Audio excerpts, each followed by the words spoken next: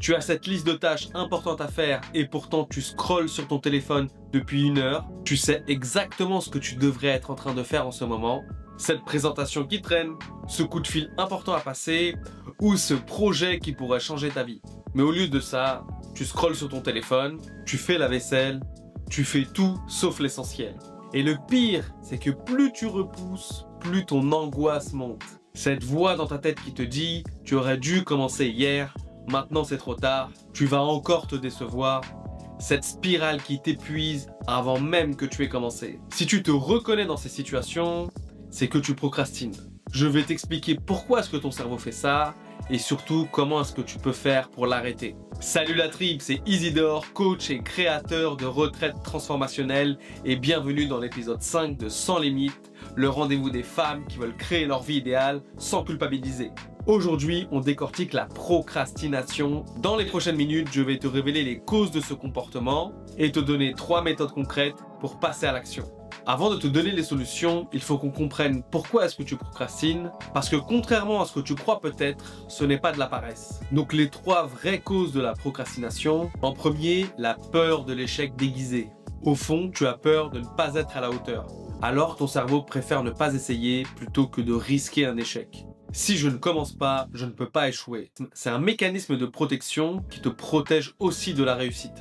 Résultat, tu restes dans ta zone de confort où rien ne peut t'arriver, ni échec, ni réussite. Deuxièmement, le perfectionnisme paralysant. Tu veux que ce soit parfait du premier coup, mais comme la perfection est impossible, tu ne commences jamais. Je n'ai pas assez de temps pour bien le faire. Ce n'est pas le bon moment. Il me manque des infos. Ces excuses cachent ta peur profonde de l'imparfait, alors tu préfères ne rien produire du tout. Et troisièmement, l'évitement émotionnel. Certaines tâches réveillent des émotions désagréables, comme du stress, de l'anxiété ou ce sentiment d'être submergé. Ton cerveau primitif associe cette tâche à un danger émotionnel. Alors, il active la procrastination pour t'éloigner de cette menace. Tu procrastines pour éviter de ressentir ces émotions inconfortables. Et voici ce qu'il se passe dans ta tête lorsque tu te retrouves face à une tâche importante. Ton cerveau évalue le ratio effort-récompense. Si l'effort semble énorme, alors la récompense semble lointaine. Alors, il choisit des activités plus gratifiantes immédiatement.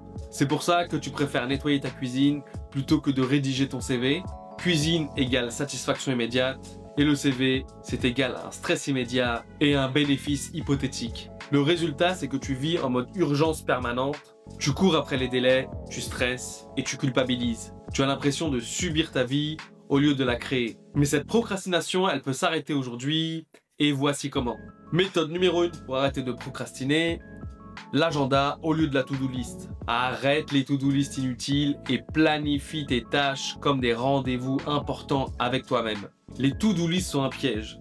Tu écris « ranger la maison » sans savoir exactement combien de temps ça va te prendre, quand est-ce que tu vas le faire et par quelle pièce est-ce que tu vas commencer. Résultat, ta liste s'allonge et tu culpabilises. La majorité des personnes surestiment ce qu'ils peuvent faire en une journée et sous-estiment ce qu'ils peuvent faire en plusieurs semaines.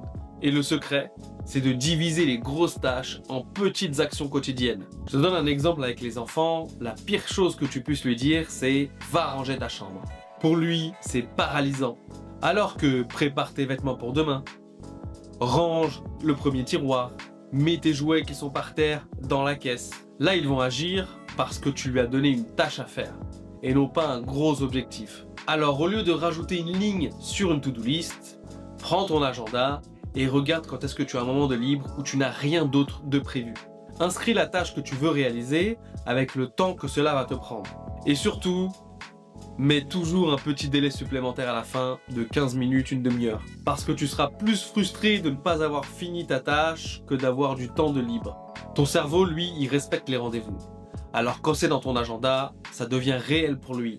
Je te donne un exemple concret d'une de mes clientes qui n'arrêtait pas de procrastiner un coup de téléphone. Et au final, ce coup de téléphone en retard lui a coûté de l'argent. Ou alors une autre de mes clientes qui, elle, procrastinait sans arrêt de finir des papiers administratifs. Et au final, quand elle l'a fait, c'était déjà trop tard. Alors que si elle l'avait mis dans son agenda dès le début, ça aurait été comme un rendez-vous avec elle-même et elle aurait agi. Méthode numéro 2 pour arrêter de procrastiner, le dialogue avec l'émotion. Identifier et négocier avec l'émotion qui te fait procrastiner.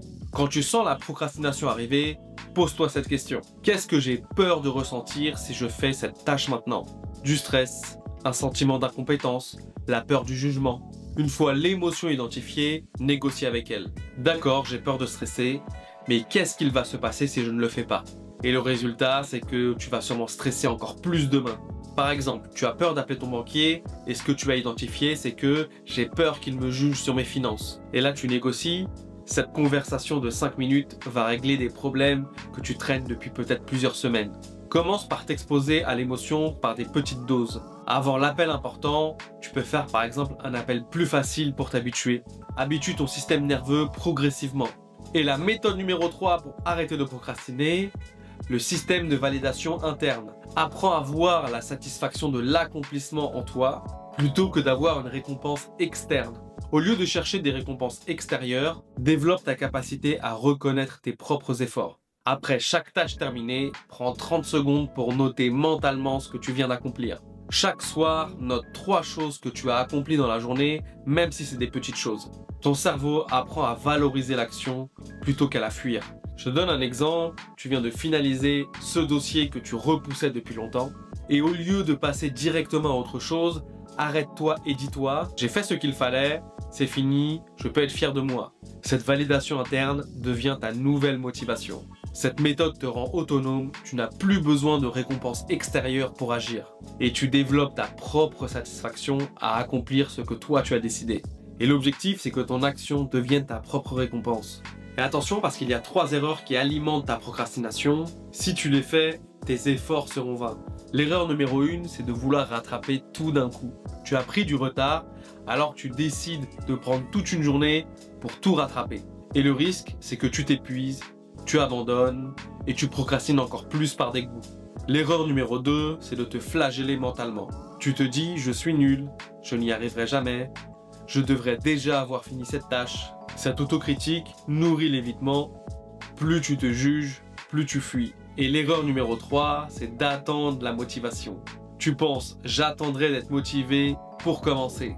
Mais la motivation vient de l'action et pas l'inverse. Ces erreurs maintiennent le cycle de procrastination, alors évite-les à tout prix. Moi aussi, j'ai beaucoup procrastiné, j'ai passé des heures à regarder des vidéos, à scroller sur mon téléphone ou à faire la vaisselle alors que je devais être en train de travailler sur des projets super importants pour moi. Et j'ai réalisé que derrière cette procrastination se cachait la peur de faire des choses imparfaites et d'être jugé pour ça. Et c'est quand je me suis repris en main et que j'ai appliqué ces méthodes que tout a changé. Aujourd'hui, je crée des méthodes de coaching, je crée des retraites, je produis aussi du contenu régulier. J'ai transformé ma procrastination en système d'action. Et si moi je suis arrivé, tu peux aussi réussir. Alors attention, je ne te dis pas que c'est toujours facile, que parfois il ne m'arrive pas de regarder des vidéos ou de scroller sur mon téléphone alors que j'ai autre chose à faire. Mais si déjà tu arrives à mettre en place au moins une de ces méthodes, tu vas déjà voir la différence. Alors je te cite les 3 méthodes pour arrêter de procrastiner. En premier, l'agenda au lieu de la to-do list pour décomposer en tâches tes actions. Deuxièmement, dialoguer avec ton émotion pour la comprendre. Et troisièmement, le système de validation interne pour te motiver. On arrive à la fin de l'épisode et s'il t'a plu, tu peux liker, tu peux t'abonner, tu peux aussi partager à une amie que tu sais que ça peut aider. La semaine prochaine, un nouvel épisode de Sans Limite pour te faire aller de l'avant. En attendant, arrête de remettre à demain. Commence tout de suite. Et crois-moi, tu es déjà parfaite comme tu es. Allez, ciao!